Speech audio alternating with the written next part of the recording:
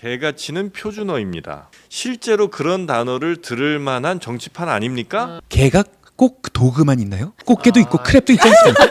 개가 옆으로 걷는 게 에라이, 있습니까? 앞으로 가는 진보하는 정치. 뭐 배현진 의원이 둔기 피습을 당하니까 뭐 네네네. 과학수를 한다고 이것도 그냥 이재명 대표 워딩입니다. 난리 뽕짝을 부리더라고. 네, 이런 난리 표현을 뽕짝이라. 씁니다. 이재명 대표의 난리 뽕짝 발언에 난리 헬기 뽕짝을 어디서 추었는지 이미 전 국민이 다 안다라고 이제 헬기 배현진 뽕짝. 의원도 아, 반박을 그겁니다. 총점점. 이번에는 정치 명장, 정말 우리 정치권의 이슈들을 명장들과 함께 풀어보는 시간 갖도록 하겠습니다. 이재명 법률신문 부사장님 나오셨고요. 반갑습니다. 예, 안녕하세요. 네, 그리고 장윤, 오늘은 미입니다. 장윤미 더불어민주당 법률위 부위원장님과 함께합니다. 어서 오십시오. 네, 안녕하세요. 네, 반갑습니다. 자, 요즘 뭐 이슈들이 굉장히 많기는 한데요. 두 분께 저희가 미리 네. 좀 설문조사가 아니라 좀 뭘 좀 뽑아달라고 했죠? 네. 어떤 분을 뽑아달라고 했습니까? 저희가 네. 이제 오늘 비례대표 이야기를 좀 해보려고요. 네. 다 똑같은 얘기만 맨날 하니까 좀 다른 얘기 해보자 좋습니다. 싶어가지고 먼저 이제 비례대표 그 선거 투표 용지를 한번 보여드리려고 하는데 이번에는 51.7cm라고 합니다. 투표 용지 길이가 네. 이게 제가 지금 재외 국민이 네. 투표하고 와서 저한테 얘기를 했어요. 네. 근데 이제 이분 정치 고관 여자여가지고 자기가 찍을 걸 정확하게 알고 들어갔는데 저걸 받아드는 순간 아찔했다는 거예요. 너무 많아. 내가 찍을 걸 아는데도 잘못 찍을 확률도 있고 진짜 헷갈린다는 거예요. 당이 너무 많네요. 당이 정말 많아가지고 네. 이번에 38개 정당에서 253명이 후보 등록을 투표 시간 오래 걸리겠다. 네, 그리고 이게 수개표를 하잖아요. 전부 네. 다 기계가 그 네네네. 분류할 수 있는 범위를 넘어서서 네. 아마 비례대표 윤곽은 자정이 한참 지나서 나오게 될 것 같아요. 그런 상황인데 이것도 뜯어보면 비례대표 아주 재밌는 이야기들이 많이 있어가지고 네. 이제 먼저 그 비례대표 중에서 주목할 분들을 뽑아달라고 말씀을 드렸는데 네. 두 분이 짠 듯이 똑같은 분 세 분을 뽑아주셨어요. 누군데요? 먼저 이제 민주당의 비례위성 정당인 더불어민주연합에서 주목한 비례 후보가 누구냐라고 했더니 이분을 뽑아주셨습니다. 정프로님 초면이시죠? 백승아 네. 공동대표요. 네, 네. 이분은 이제 선생님 출신이에요. 네, 17년 동안 선생님 하셨고, 2020년 강원 교사 노동조합을 직접 만들어서 네. 교사 인권 증진을 위해 노력했던 분. 그리고 2022년, 23년에는 교사 노동조합 연맹 사무총장을 역임하면서 네. 서해초 교사 사건에서도 목소리를 낸. 네. 네. 근데 이분을 뽑은 이유가 뭡니까? 요즘 두각이 네. 굉장히 좀 도드라진다. 네. 긍정적인 의미에서요. 요즘 그리고 활동을 또 활발하게 네. 하고 계시는군요. 이재명 대표랑 같이 이제 다니면서 네. 본인은 본인 지역구가 없으니까요. 네. 이제 전국구로 그래야겠죠. 이른바 몰빵이라는 것도 제 기억으로는 언론에서는 최소한 2분 2입을 통해서 제일 먼저 들었거든요. 그리고 빵을 이렇게 들고 몰빵. 이제 조국 혁신당이 아니다. 이제 지민비민. 바로 예. 저 몰빵 사진 나와요. 김남국은 잘 식빵을 쓰고 보셨네요. 계시네요. 네. 그래서 대단히 인상 예. 깊었고 네. 개인적으로는 저랑 생일이 또 똑같더라고요. 아, 그래요? 그래서 그거 뽑은 뽑은 이유는 아니고 이제 뽑고 나서 보니까 뭐 네. 그렇더라고요. 생일을 찾아봐야겠네요. 지금 민주당이 더 몰빵 13 유세단을 출범해가지고 전국을 네. 돌아다니고 있어요. 지역구는 1번, 그다음 비례는 3번 찍어라. 더 몰빵 13 이렇게 얘기하고 있어요. 어허. 그래서 우리 장윤미 변호사께는 그런 이유로 뽑으셨고 네. 이재명 부소장님은요? 전 처음에는 문제가 많은 비례대표 후보를 뽑으려고 했습니다. 네. 근데 너무 많아서 뽑을 수가 없었습니다. 한 명을 도저히 말씀 이제 하셨던 게 국민의 미래, 더불어민주연합, 그다음에 조국혁신당에서 한 명 뽑아달라고 그랬는데 네. 너무 많아서 뽑을 수가 없어서 그냥 세 정당을 모두 지금 비례대표 이제 정당이죠. 위성 정당도 있고 비례대표 정당을 이끌고 있는 실제 선거 운동을 주도하고 있는 세 명을 뽑았습니다. 그러세요. 백승아 대표, 뭐 인요한 후보, 그다음에 조국 이제 대표를 뽑았는데 저는 뭐 비례대표 선거가 지금 굉장히 흥미롭다고 생각합니다. 여러 가지 면에서 그런데 뭐 나중에 결과가 어떻게 나올지 모르지만 사실 조국 혁신당이 가장 관심이 높지요. 네. 왜냐하면 조국 혁신당에서 뭐 최소 10석에서 뭐 최대 한 13석까지 이렇게 지금 기대하고 있는 것 같은데 네. 그게 단순히 10석, 13석이 아닌 거죠. 조국 혁신당의 10석이 정말 민주당의 150석보다 더 무게 있는 정치적으로 무게감이 더 큰 당이 될 수 있습니다. 왜냐하면 민주당이 만약에 150석이 안 넘거나 180석이 안 넘거나 200석이 안 넘거나 이럴 경우에는 조국혁신당이 갖고 있는 그 10석의 의석수가 사실은 민주당의 의석수보다 더 큰 영향을 미칠 수 있죠. 네네. 그런 점에서 오히려 22대 국회에서 꼬리가 몸통을 흔들 수 있다는 점에서 이 비례대표 선거가 굉장히 큰 흥미로운 선거가 될 것 같다. 그래서 각 네. 당에서 지금 각 비례정당에서 선거 운동을 이끌고 있는 분들을 뽑았습니다. 백승아 후보가 지금 선거를 더불어민주연합에서는 공동 대표로서 지금 네. 선대위원장으로서 이끌고 있죠. 뽑고 예, 있으니까 예. 네 그렇게 해서 이제 뽑아 주셨고요. 그 더불어민주연합에서 그 용해인 의원이 이제 가끔씩 얘기가 되잖아요. 네. 이번에도 또 비례로 들어왔다. 네네. 이게 근데 그게 어느 정도의 비판인 건가요? 이 비례를 2번 한다는. 언론에서는 크게 많이 다루지는 않는 것 같긴 한데요. 그러니까요. 네. 그런데 이게 국민 눈높이에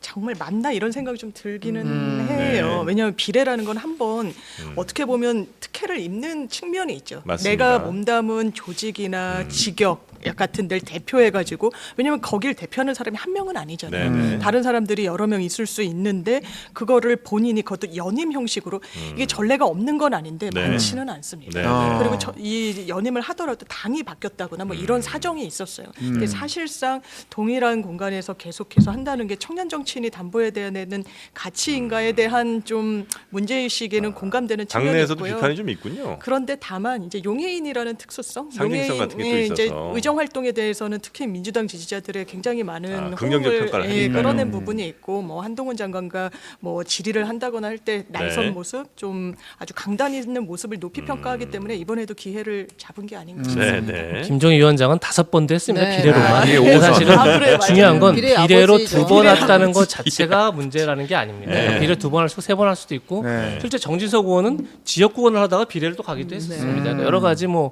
비례 자체가 문제가 아닌데 네. 제가 늘 말씀드린 것처럼 제도에는 그 취지가 존재하는 겁니다. 비례대표 취지라는 것 자체가 결국은 어떤 소수자에 대한 배려라거나 약자에 대한 배려, 뭐 소수 직역에 대한 배려라거나 아니면 다음 정권을 운영함에 있어서의 어떤 전문가 집단을 통해서 다음 정권의 기반을 만들기 위해서 비례대표제를 운영하는 게 그 취지입니다. 네.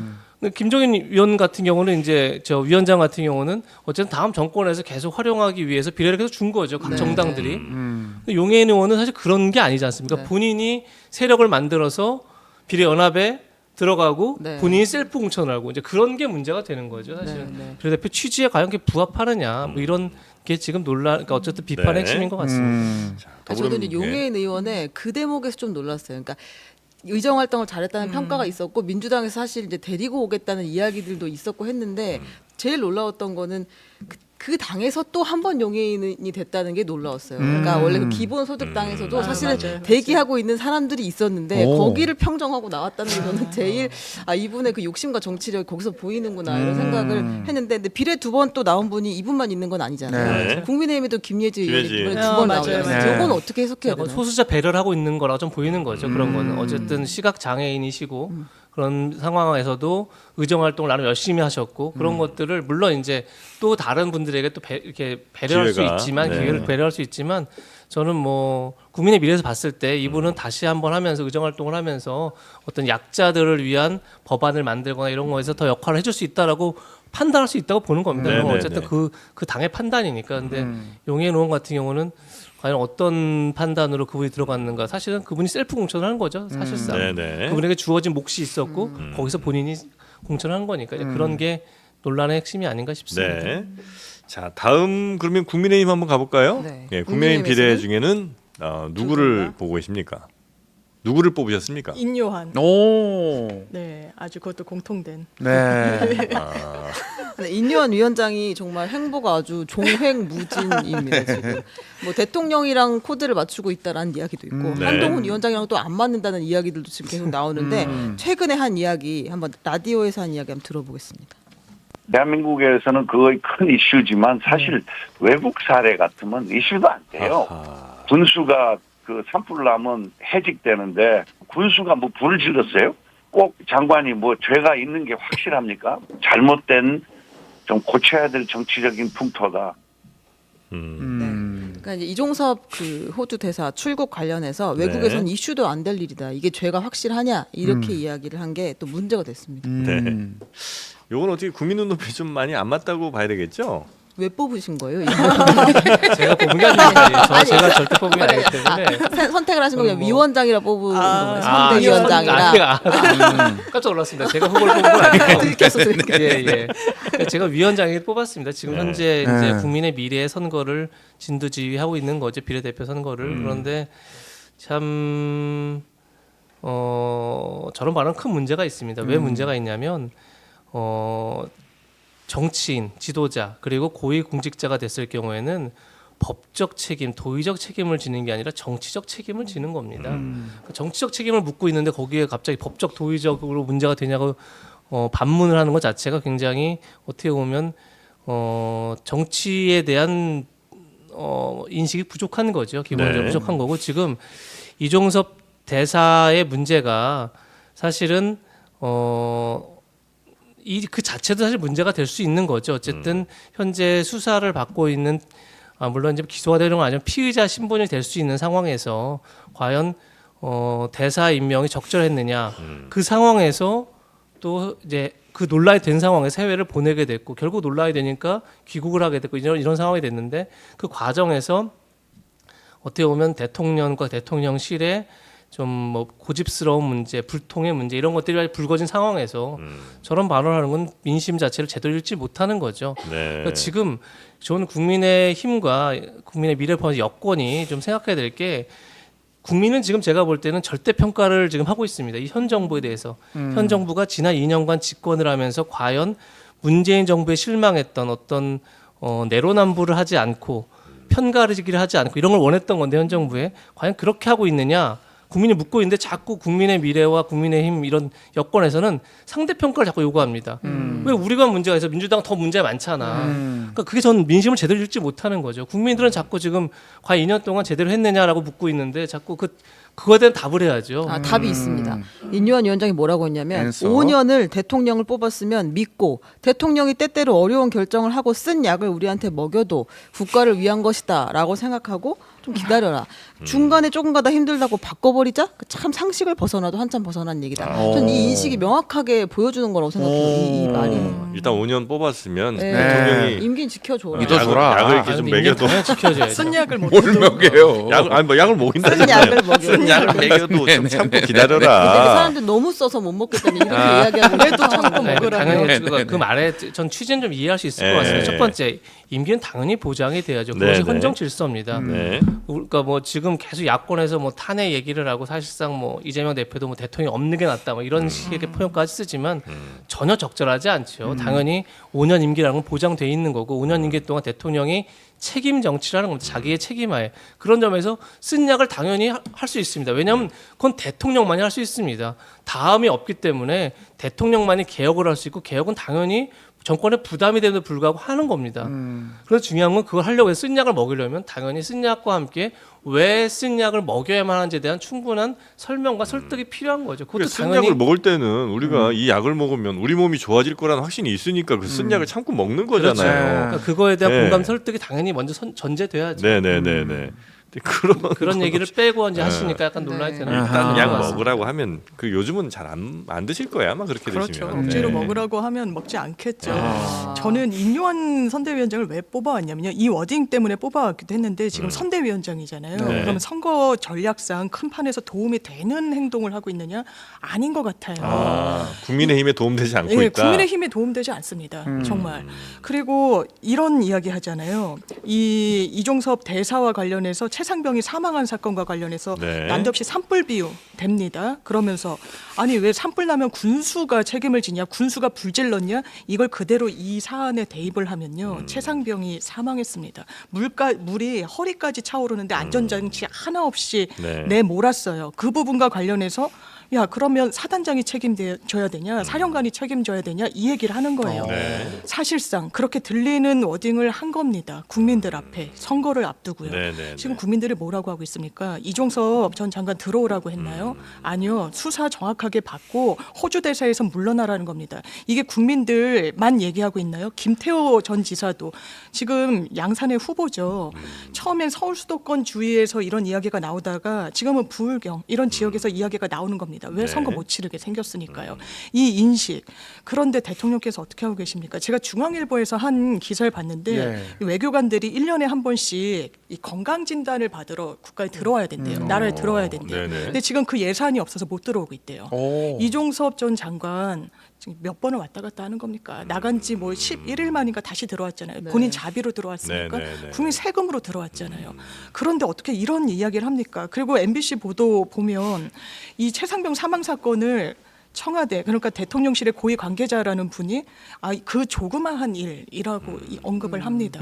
대단히 부적절해요. 네네. 어떻게 군인이 나라를 위해서 국가를 위해서 헌신해서 사망했는데 이걸 조그마한 일로 이야기하는 게 이게 보수 정부의 맞는 단어 선택인가요? 저는 동의하기 너무 어렵습니다. 예전에도 우리 저 윤석열 대통령을 보면 예전에 그 뭐 이태원 참사 때나 이때도 그러니까 무슨 일이 터졌다고 그냥 그 위에 라인들 싹 다 그만두고 이런 건 이제 그만해야 된다. 정확하게 책임을 어디까지인지 정확히 따져서 딱 거기 있는 사람들까지 뭐 책임을 지고 뭐 이렇게 해야 된다는 얘기를 그러니까 좀 하셨던 것 같아요. 네네. 그래서 인유한 위원장과의 어떤 그 철학 같은 것이 좀 이렇게 같이 공유되고 있는 것이 아닌가 하는 그렇죠. 생각을 좀 해보게는 됩니다. 그런데 국정 운영의 주체는 네. 아까도 말씀 주셨지만 법적인 책임에 머무르는 게 아닙니다. 무한 책임을 지기 때문에 정치적 책임을 지는 거죠. 네. 이를테면 행정안전부 장관이잖아요. 안전이잖아요. 네. 안전 제대로 했습니까? 못했잖아요. 그럼 경질하는 게 지금껏 진보 보수 할 것 없이 여러 지도자들이 채택했던 그러면서 국민의 마음을 풀려고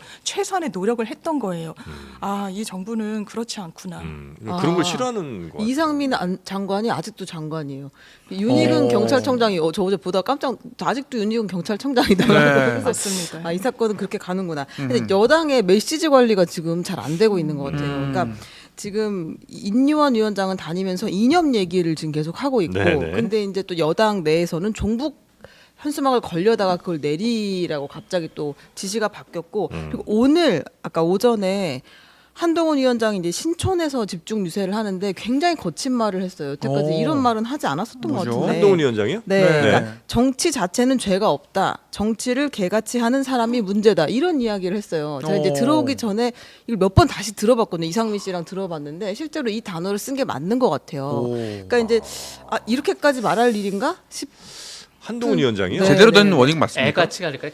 그래서 애같이. 제같이 아니에요? 제같이가 뭐 이렇게 제같이나. 제같이가 아닐까 싶은데 혹시 문제가 될까봐 아. 여러 번 들어봤는데 네. 이제 기사도 떴으니까 제가 한번 그대로 전달을 한번 해드립니다. 네. 이게 조금 상황이 급하다고 생각한 게 네. 아닌가. 예. 아 그래요? 네, 네. 이런 표현까지는 이제 안 범죄자가 했던 지배하지 걸로, 못하게 예, 해달라 기억나는데. 이러면서 이런 이야기들. 그러니까 지금 뭐 참 그 마음은 이해할 수 있죠. 네. 급한 마음. 초조한 마음. 네. 그 많이 물론 웃으시네요. 물론 지금 뭐 네, 네, 네. 초조하죠. 사실 네. 초조보다는 절박이라 네, 그게 절박한 맞겠죠. 지금 마음. 뭐 사실 뭐 오늘도 현재 여론조사를 기준으로 뭐 의석수를 뭐 해봤더니 뭐 국민의힘이 비례대표를 포함해서 100석도 안 될 것 같다. 다시 해서 범야권이 200석을 넘을 것이다. 뭐 이런 예측들이 나오는 상황에서 뭐 절박한 상황은 틀림없죠. 더 중요한 건 뭐냐면 그러면서 지금 사실 뭐 이재명 대표도 마찬가지고 조국 대표도 마찬가지고 그러니까 이제 뭐 송영길 전 대표까지 나서서 막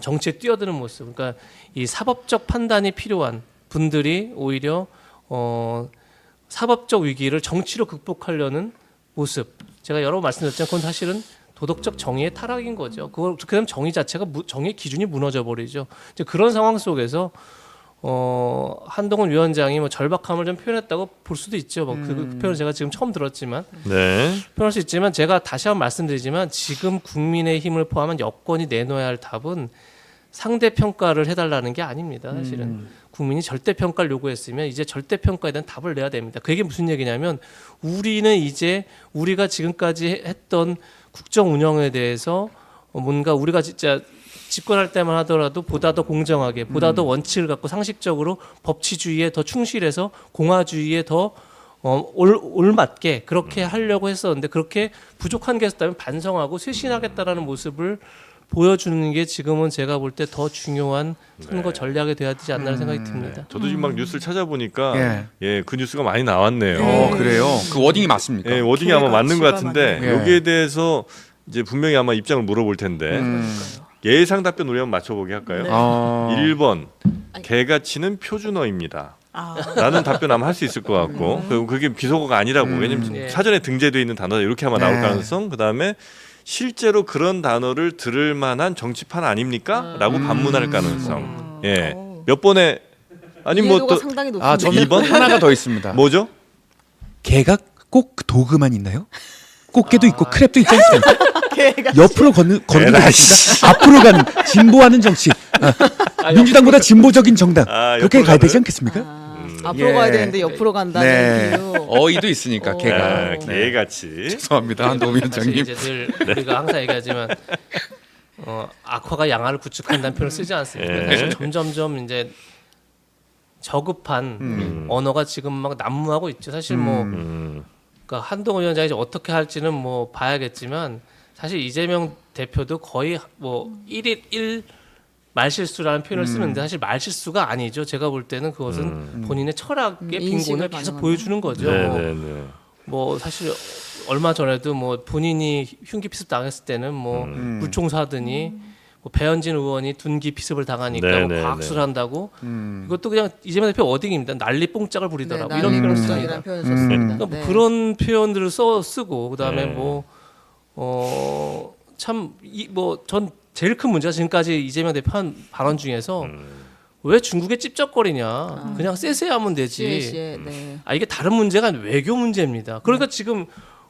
중국 관영통신인 환구시보에서 오히려 이재명 대표가 윤석열 대통령에게 중국 외교 잘못한다고 경고했다 이런 기사를 쓰지 않습니까? 그러니까 아니 진짜 중국에 쉐시하면 외교 문제가 풀리면 뭐 미국계 사람 만나면 땡큐하고 뭐 일본 사람 만나면 아레가또 하고 러시아 사람 만나서 시바시바 하면 다 문제가 풀린다면 그런 러시아 외교가 시바시바예요 그게? 스바시바 스바시바 감사 이거 땡큐라는 뜻입니다. 절대 그게 아닙니다. 땡큐 맞아요. 스바시바 아 스바시바 이러면 외교가 된단 말입니까? 그러니까 사실 이거는 이재명 대표는 지금 어떻게 보면 대통령 자리에 가장 가까이 다가가 있는 정치인입니다. 네. 그 외교라는 가장 중요한 대통령의 업무의 절반이 외교입니다.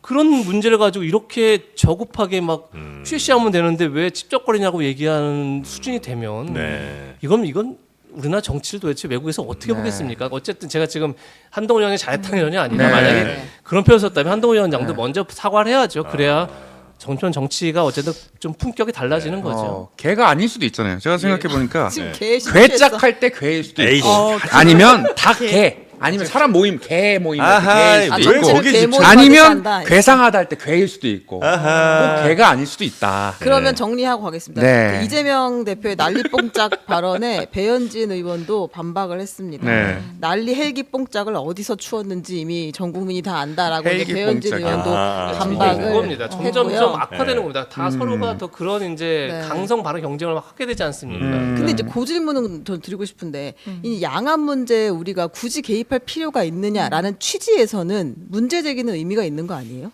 더 표현이 중요한 너무 것, 쉐쉐가 됐지만 양안 문제에 개입 우리가 직접적으로 개입하는 게 아니라 자, 양안 문제가 우리랑 무슨 상관이 있느냐? 우리만 잘 살면 되지 이렇게 표현했습니다. 이재명 대표가 양안 문제와 한반도는 매우 직접적인 관련이 있죠.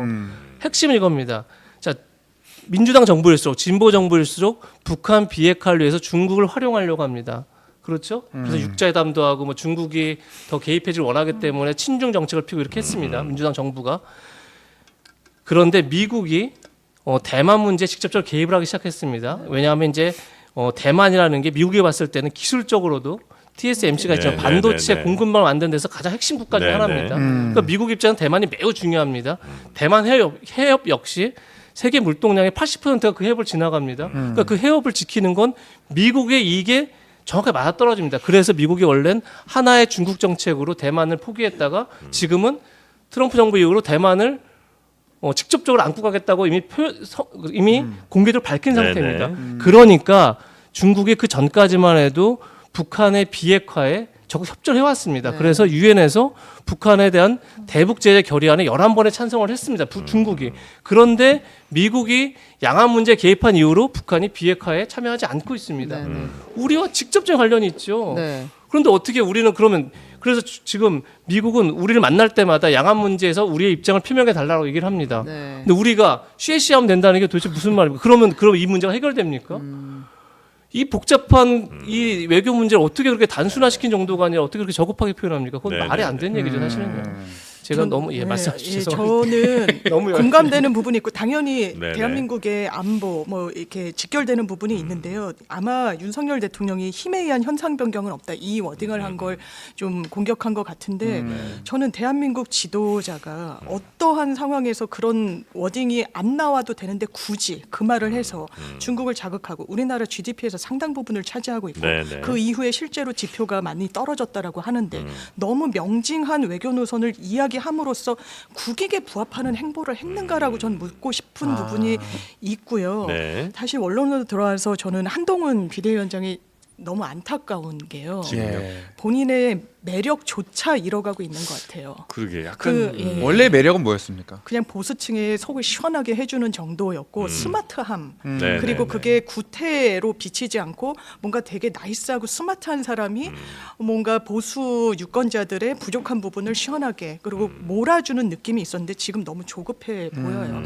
여유가 없습니다. 네, 어제도 네, 네. 8시 반에 아주 급작스럽게 여의도. 엄청나게 보안을 지켰다고 제가 내부에서도 보안을 지켰고 네, 네. 기자들한테는 더할 나위 없이 직전까지도 취재가 1도 안 됐었다고 하는데 그래서 너무 급한 현안인 의대 정원에 대해서 뭔가 네, 네. 얘기하나 혹시 뭐 대통령 탈당을 이야기하나 뭐 이런 여러 전망이 나왔지만 그냥 좀 뜬금없는 이야기를 한 거예요. 그러면서 정치를 개같이 하는 사람들이란 표현까지 이제 올렸습니다. 국회를 세종으로 이전하다 이 발표를 지금 말씀하시는 그것도 거죠. 그렇죠. 네. 어제는 본인이 자당 후보들한테 망언 조심하라고 그랬어요. 많은 전문가들이 선거 13일 앞두고 네. 가장 출렁일 변수, 뭐 두세 번 출렁일 거다. 대한민국에서 2주는 굉장히 길다 이러면서 가장 큰 변수는 막말이 될 거라고 이야기하고 있어요. 말실수. 이거는 명백한 말실수라고 봐요. 네. 급하니까. 그리고 정말 안타까운 건 한동훈 비대위원장이 윤석열 대통령의 레드팀 역할을 자처했으면요 성공했을 겁니다. 이렇게 지지율 낮지 않을 거예요. 그런데 누구의 레드팀을 자처했냐? 이재명 대표의 레드팀을 자처한 겁니다. 계속 이재명 이야기하는 데서 유권자들이 좀 질려하는 것 같아요. 여튼 뭐 양당의 네. 대표들의 발언이 계속해서 네. 조금 세지고 그리고 세지다 보니까 격이 좀 없어지고 있다는 아마 판단들을 좀 해주시고 있는 것 이 같고요. 여의도 이전 있잖아요. 세종 이전 그 네. 전까지 네. 보안이 되게 철저하게 지켜졌는데 발표 이후에는 당 관계자들이 기자들한테 전화를 엄청 해가지고 설명을 계속했다는 거예요. 이게 어떤 이야기고 어떻게 할 거고 되게 진정성 있다는 네, 네, 이야기를 네. 계속했다. 그래서 준비한 것은 확실한 것 같은데 제대로 노린 것인가에 대해서는 또 네. 그러니까요. 다음 그럼 조국 혁신당에서는 누굴 뽑으셨는지 한번 볼까요? 너무 두 분이 네. 게으르게 뽑아오셨어요. 이게 무슨 대충 뽑았나요? 이게 대충 무슨 여기 뽑았나요? 후보가 얼마나 쟁쟁한 후보가 많은데 지금. 두 분 텔레그램 공개하세요. 답을 제가 먼저 보냈을 거예요. 저는 바로 받자마자 맞습니다. 좀 나중에 조국 대표를 뽑아 오셨어요. 어떤 의미입니까? 뭐 조국 혁신당은 네. 조국 당이죠. 예. 조국 일인이- 대표가 네. 뭐 이름이 조국 혁신당이기도 하지만 네. 조국 당이죠. 그야말로. 근데 이제 정말 조국 혁신당의 비례대표 명단을 보고 있으면 뭐 우리가 흔히 범죄인 명단이냐라고 나는 이제 심한 표현을 할 정도로 박은정 전 검사부터 1번에 네. 그리고 뭐 10번이 차기근 전 본부장인가요? 네. 법무부 본부장이신가요? 하여튼까지 모두가 다 수사를 받고 있거나 재판을 받고 있거나 이미 실형을 받아 모두가 다는 아니겠죠. 죄송합니다. 네. 뭐 신장식 뭐 후보 이런 분은 이제 현재가 아니니까 많은 분들이 수사를 받고 있거나 재판을 받고 있거나 기소돼서 이미 실형을 받았거나 하는 분들입니다. 전 너무너무 이거 진짜 심각하게 보는데요. 어제 그리고 조국 대표가 이제 인터뷰를 했죠. 여러 군데 인터뷰를 하면서 이런 얘기를 합니다. 자기는 복수를 하려고 하는 게 아니다. 자기와 똑같이 자기가 수사를 받았던 것처럼 윤석열 네. 대통령, 한동훈 위원장도 똑같이 수사를 받고 거기서 법적인 문제가 생기면 똑같이 그 처벌을 받는 게 왜 그것이 복수냐 합법적 응징이다 이렇게 표현을 합니다. 뭐 그 말 자체가 틀리지 않을 수 있죠. 당연히 불법이 있으면 당연히 거기에 대해서 정당한 법적 조치를 당해야죠. 당연히 네. 그것이 법치주의고 그것이 공화주의이기 때문에 당연한 건데 그 얘기를 조국 대표가 한다는 것 자체가 우리 사회의 정의의 기준을 무너뜨리고 있다는 걸 여러 번 말씀드렸습니다. 근데 지금 모든 후보들이 다 그렇습니다. 그러니까 지금 조국 대표는 이제 대법원 판결을 앞두고 있으니까 네. 대법원 판결 결과에 따라서 이번에 비례대표, 그러니까 의원이 되더라도 사실은 이제 의원직에서 의원이 박탈될 가능성이 매우 높습니다. 다른 후보들은 어떻습니까? 근데 이 후보들이 문제는 뭐냐면 지금 만약 황운하 후보를 두자면 1심에서 징역 3년을 받았습니다. 근데 2심, 3심을 또 계속 끌겠죠. 지금 가장 큰 문제 중에 하나가 재판 지연 문제니까요. 그럼 또 4년을 하고 나면 그리고 그러고 나서 실형을 받으면 과연 그런 분들이 국가를 대표할 자격이 있었다고 누가 말할 수 있습니까? 근데 조국혁신당에서 그렇게 후보를 냈고 제가 늘 얘기하지만 정당이 좋은 후보를 내야만 국민들이 좋은 선택을 할 수 있습니다. 근데 정당이 그런 후보들을 냈습니다. 그리고 조국 혁신당은 지금 어쨌든 뭐 호남을 중심으로 많은 지지를 받고 있고요. 그러니까 전 이 문제를 조국 대표가 한국 정치에서 어떻게 책임질지 좀 굉장히 지켜봐야 된다 생각됩니다. 자, 그리고 조국혁신당에 지금 뭐 뉴스 나오는 거는 비례대표 1번 저희도 뭐 잠깐 뭐 뉴스 시간에 좀 전해드리긴 했습니다만 박은정 후보가 재산이 꽤 많이 증가를 했다. 요 소식이 좀 있었는데 요건 혹시 어떻게 보셨습니까? 제가 재산이 한 40억 정도가 현금 자산이 좀 증폭했다라는 이게 네. 동아일보 단독인가 뭐 네. 이렇게 알고 있는 조선일보 조선일보 단독 조선일보. 동아일보가 다른 사건 그렇군요. 네. 그런데 제가 이제 이른바 검찰 전관이 돈을 이 정도 버는구나를 알 기회가 있었어요. 어쨌든 이제 상당히 많이 번다. 일반인의 기준에서는 한 제가 봤을 때 한 달에 한 억 단위였으니까요.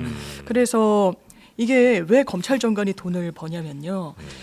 재판 단계에서는 아무리 법원 출신이고 뭐 대법관이고 뭐라고 해도 관여할 수는 없다라고 다 생각합니다.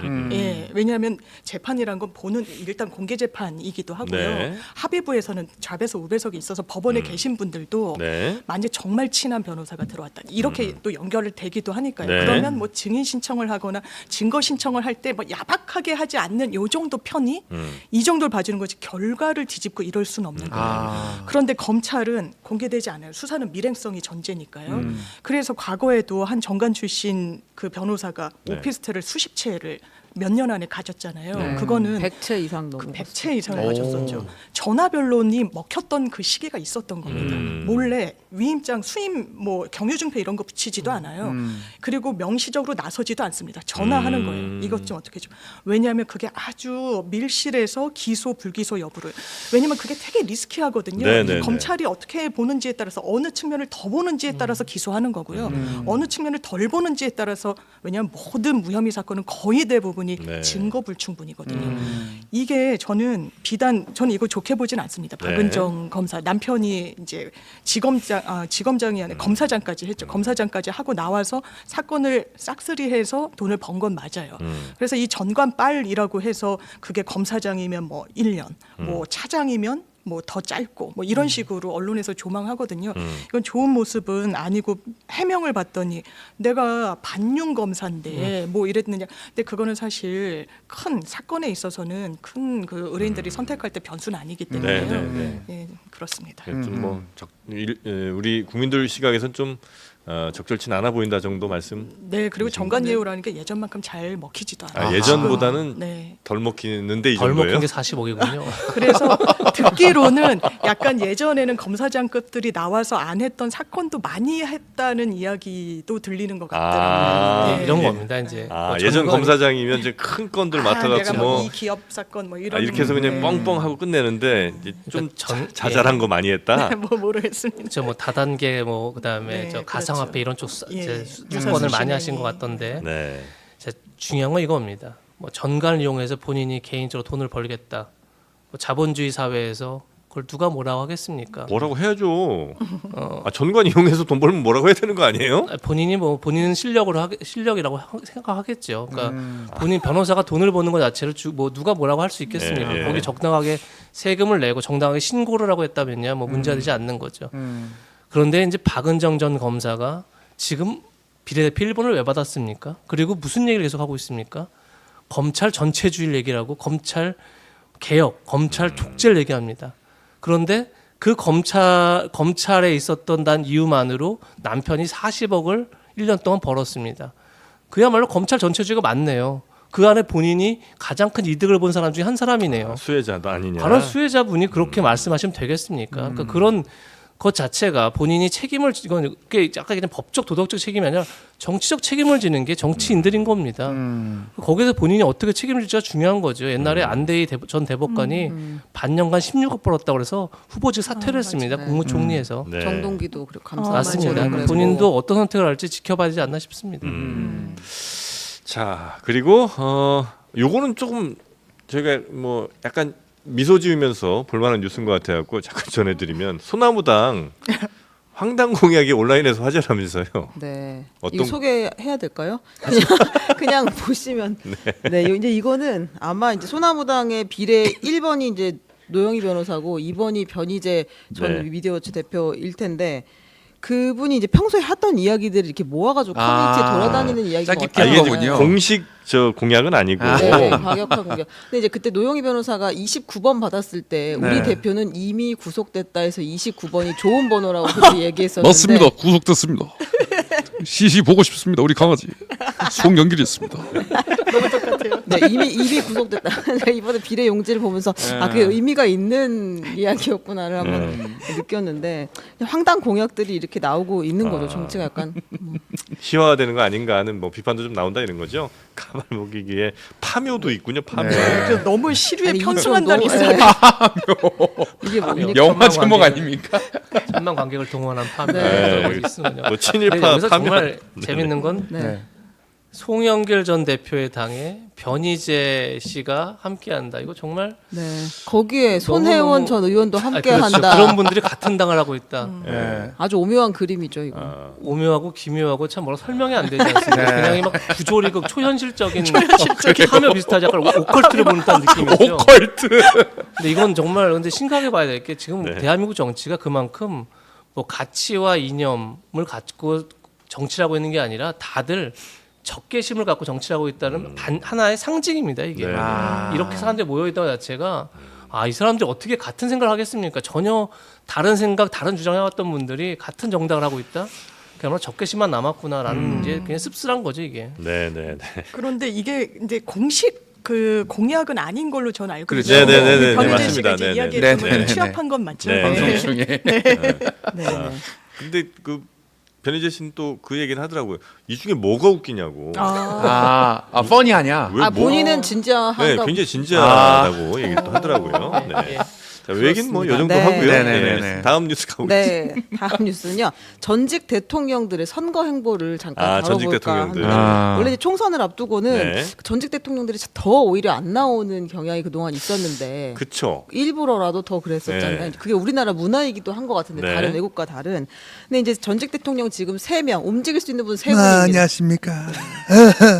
천안함 용사들이 희생을 잊지 않겠습니다. 이렇게 가셨다고.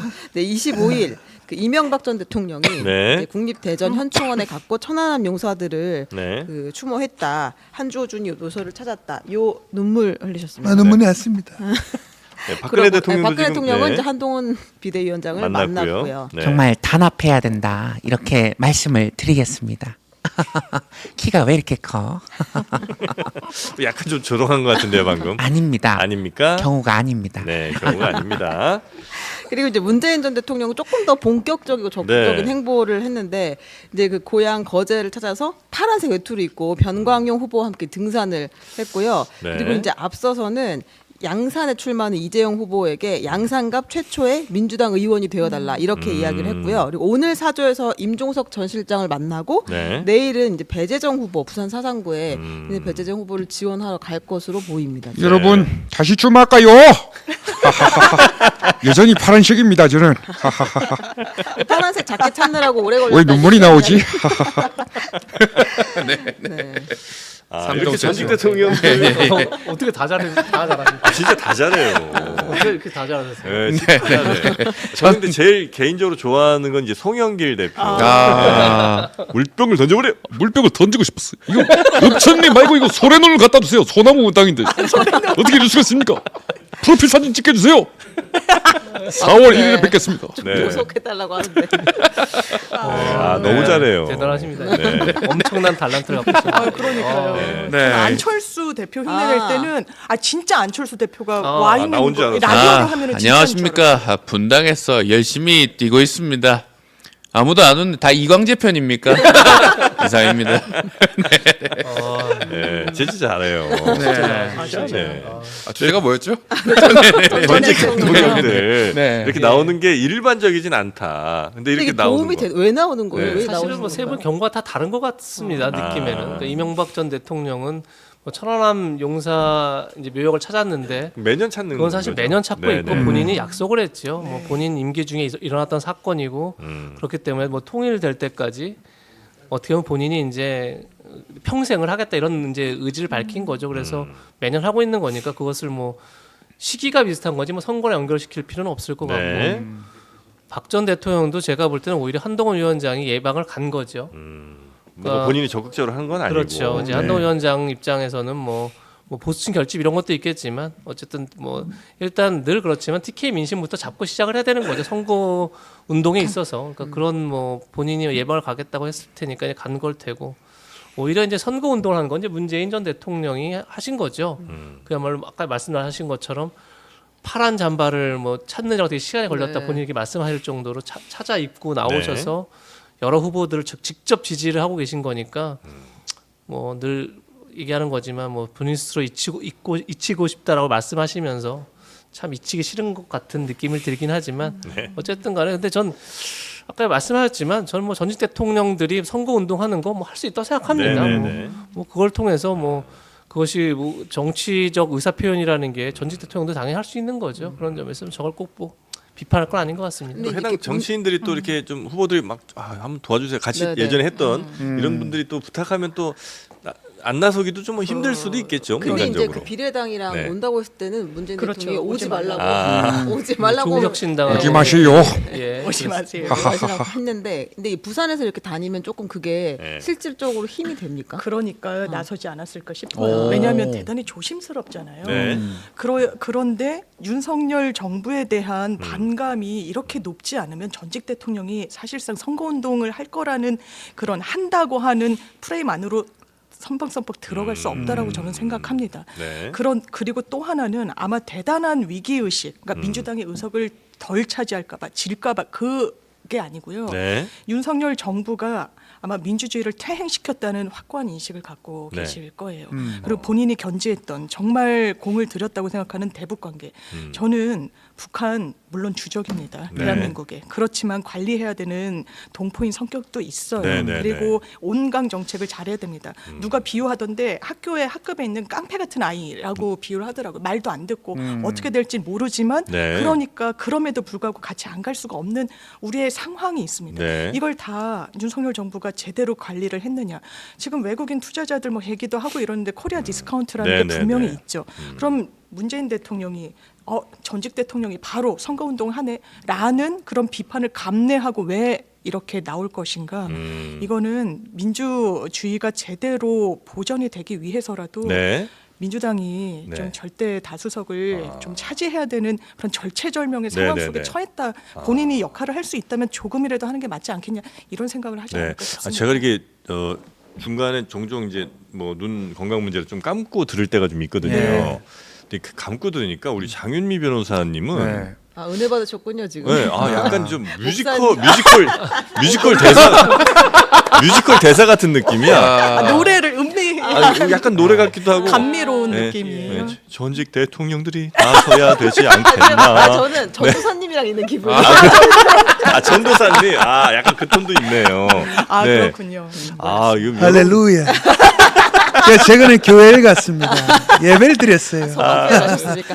소망교회. 근데 안타까운 게 지금 보세요. 문재인 대통령한테도 요청이 있었고 네. 박근혜 전 대통령한테도 요청이 있었던 건데 이게 왜 이명박 전 대통령한테는 요청하지 않습니까? 몰라. 그건 이재호한테 물어보세요. 네. 여튼 워낙 지금 현 대통령에 대한 현 정부에 대한 반감이 커지다 보니 아마 전직 대통령이 이렇게 나올 수 있는 공간도 네. 생긴 거 그런 것 아니겠느냐. 같아요. 네, 네. 그런 말씀 좀 주시는 것 같네요. 선거 이제 2주가 채 남지 않은 거죠. 예. 예, 2주.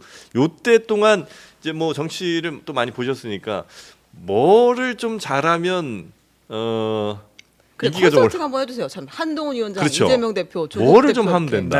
네.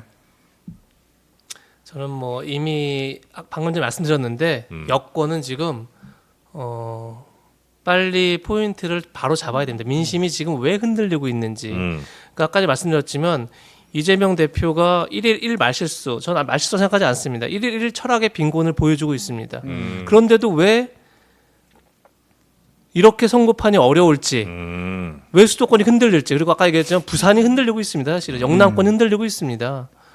영남권 흔들린다는 얘기는 정말 백석도 안 될 수 있는 가능성이 매우 높다는 뜻입니다. 네. 왜 이렇게 됐는지를 지금 잘 봐야 되는데 다시 한번 말씀드리지만 지금 국민은 이미 절대평가에 대한 답을 원하고 있습니다.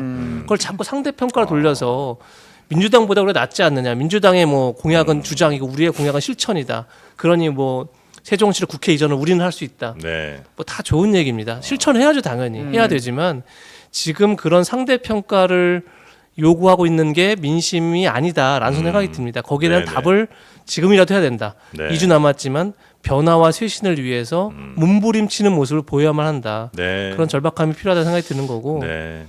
뭐 이재명 대표는 아까 말씀드렸지만 정치인의 말, 특히나 지도자, 대통령의 가장 가까이 있는 지도자의 말은 그 자체가 국가의 품격입니다. 그러니까 제발 뭐 모든 주장을 할 수 있지만 그 주장을 또 품격 있게 하는 것이 이재명 대표를 위해 네네네. 바람직하다 이런 생각이 듭니다. 품격 있게. 네. 뭐 조국 대표에 대해서는 네, 말 안 컨설팅 안 계시고요. 하겠습니다. 네. 아, 근데 또 우리 이재명 부사장님도 이렇게 그렇게 보니까 목사님 같은가요? 아니 전도사님 같지 않아요?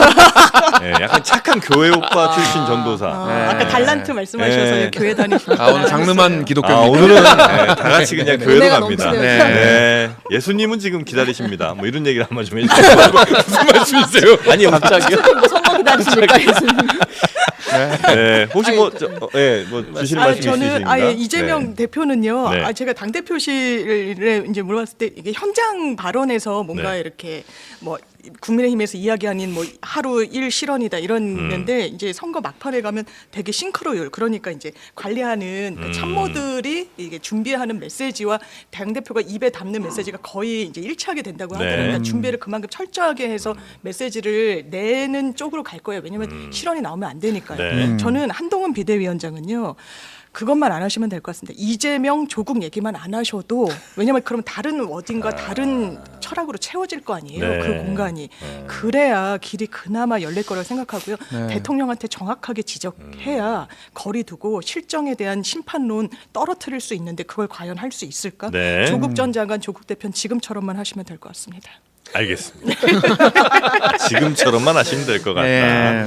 아유, 오늘 우리 장윤미 변호사님 그리고 이재명 부사장님과 함께 또 정치 명장 코너 해봤고요. 지금 정치권이 진짜 너무 좀 격하게 흘러가는 것 같아서 저희 한없이 가볍게 좀 가려고 하는데 네. 어떤 상황이 되면 좀 가볍게 갈 수가 없는 상황들이 자꾸 발생해서 맞아요. 저희도 좀 웃으면서 좀 이렇게 방송 좀 하고 싶은데 네. 그러지 못하는 일이 좀 덜 생겼으면 좋겠다. 좀 더 가볍게 또 유머 있는 정치인들도 좀 예. 많이 계셨으면 좋겠다는 생각하면서 오늘은 여기서 인사드리고 내일 다시 찾아뵙도록 하겠습니다. 다 같이 인사드리고 마무리하죠. 다 같이 기도하고 마무리하는. 한번 통성기도 한번 하시고. 기도해 주시죠, 정영진 목사님. 하나님은 우리를 보고 계십니다.